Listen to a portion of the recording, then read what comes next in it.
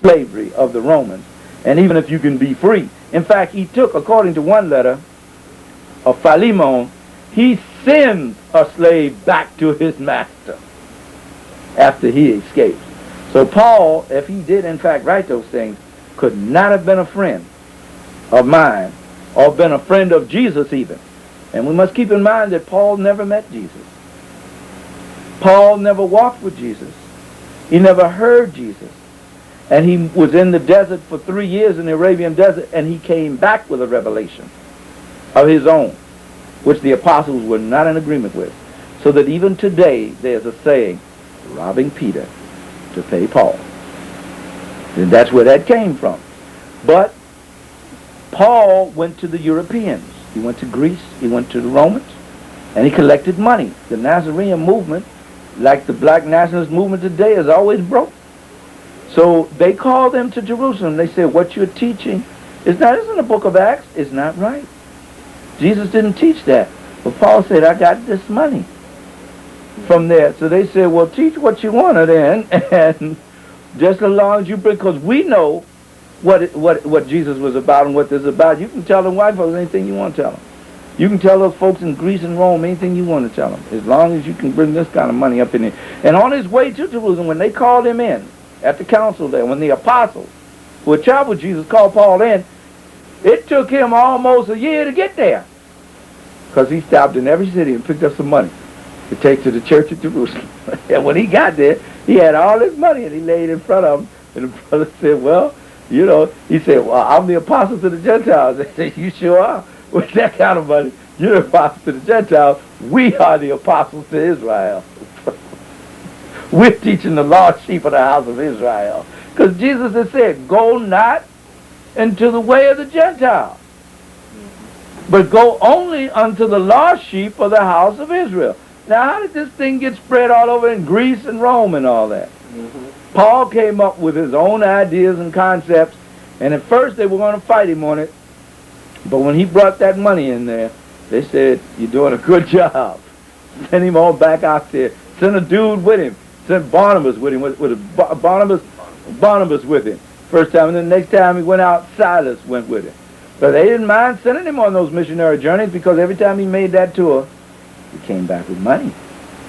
But it undermined the movement, because Paul was a true wannabe. He wanted to be a Roman more than anything else. And the other thing he had going for him, he could speak and write in 7 different languages. It is doubtful that any of the apostles were literate, with the exception of maybe Matthew, who was a civil servant.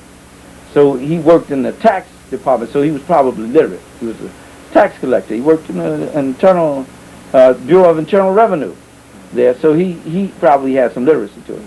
But the others, Peter, James, and John didn't. They were fishermen. They were bammers. They were wharf dudes from off the wharf, man. They didn't feel a need to have that literary education. They made their living from the sea. So that's how they dealt. All of the others were laborers. So you only had that one that we know of that was an intellectual, and maybe Judas Iscariot may have been literate. Now here comes Paul, that can write, has been to several universities, the University of Tarsus. So that's why his letters in the New Testament, you have the 4 Gospels. Out of the 27 books in the New Testament, you got the 4 Gospels. 13 letters of Paul dominate the New Testament. 13 of them. And the Gospel of Luke and the Acts were volume 1 and volume 2 of the history of the Christian church that was being written by a friend of Paul who was a Syrian Greek named Luke, who was a physician.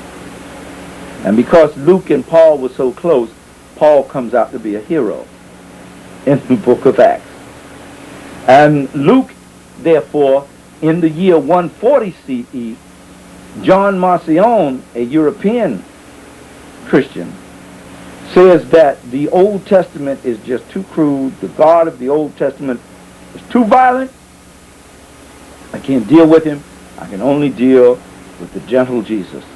And that's when he took the Gospel of Luke and the letters of Paul and said, this is the Word of God. But it wasn't until 325, almost 200 years later, that it became official. And it couldn't become official until you had the state power, the army of Constantine to back it up. And that's how you get the unadulterated Word of God, the New Testament. It does not exist in Jesus' day. It does not exist in the Apostles' day. None of that. Matthew could or could not have written. This looks like it was some Egyptian out of Egypt who wrote the book of Matthew.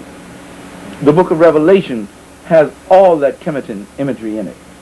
So it was probably written there.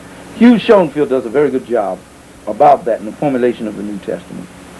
In that book, The Incredible Christians.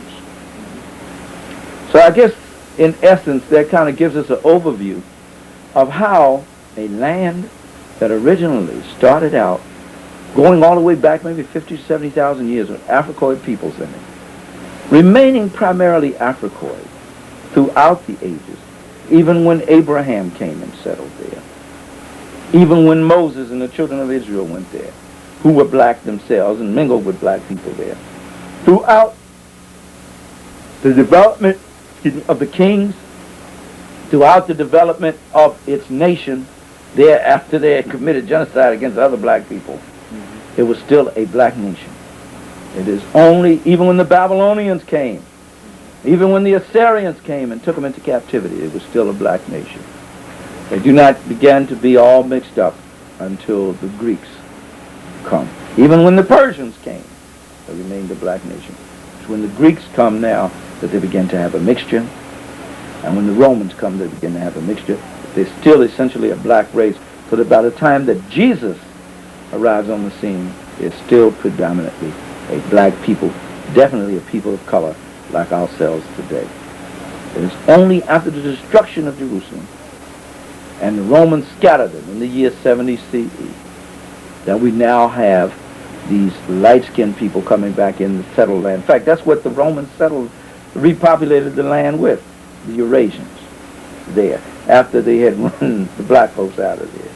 And those people you see there today are not the original indigenous people. They are people who came from other places and settled there.